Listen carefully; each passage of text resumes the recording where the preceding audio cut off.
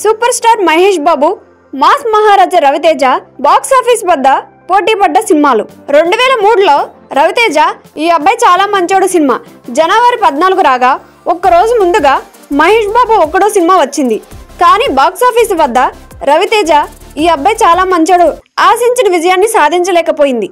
ఇక మహేష్ బాబు నటించిన ఒక్కడో సినిమా అయితే బాక్స్ ఆఫీస్ వద్ద బ్లాక్ బస్టర్ గా నిలిచింది. 2004లో ఆగస్టు 11న రవితేజ నా ఆటోగ్రాఫ్ సినిమా రాగా 20 రోజుల తర్వాత అర్జున్ సినిమాతో మహేష్ బాబు వచ్చారు. ఇక రెండు సినిమాలు కూడా బాక్స్ ఆఫీస్ వద్ద యావరేజ్ గా నిలిచాయి. 2014లో పవర్ సినిమాతో రవితేజ, వారం రోజుల తర్వాత ఆగడు సినిమాతో మహేష్ బాబు బాక్స్ ఆఫీస్ వద్ద Ravi Teja power cinema super hit గా నిలిచింది. ఇక Mahesh Babu cinema box office వద్ద ఫ్లాప్ గా నిలిచింది. 2015లో వీళ్ళు మళ్లీ పోటీ పడ్డారు.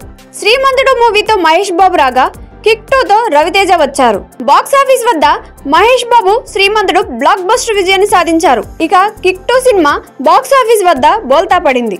2020లో సరిలేరు నీకెవరు మూవీతో మహేష్ బాబు రాగా డిస్కో రాజాగా రవితేజ వచ్చారు. ఇక బాక్స్ ఆఫీస్ వద్ద సరిలేరు నీకెవరు మూవీ భారీ విజయాన్ని సాధించారు. బాక్స్ ఆఫీస్ వద్ద డిస్కో రాజా పూర్తి పరాజయానికి లోనైంది. ఇక మళ్ళీ ఇప్పుడు 2024 సంక్రాంతికి పోటీ పడబోతున్నారు. మహేష్ బాబు గుంటూరు కారంతో, రవితేజ ఈగల్ మూవీతో వస్తున్నారు. ఇప్పటి వరకు వచ్చిన ట్రైలర్స్, సాంగ్స్ ప్రేక్షకులను బాగా ఆకట్టుకున్నాయి. ఇక బాక్స్ ఆఫీస్ వద్ద ఏ సినిమా ఘన విజయాన్ని సాధిస్తుందో, ఏ సినిమా బోల్తా పడుతుందో చూడాలి.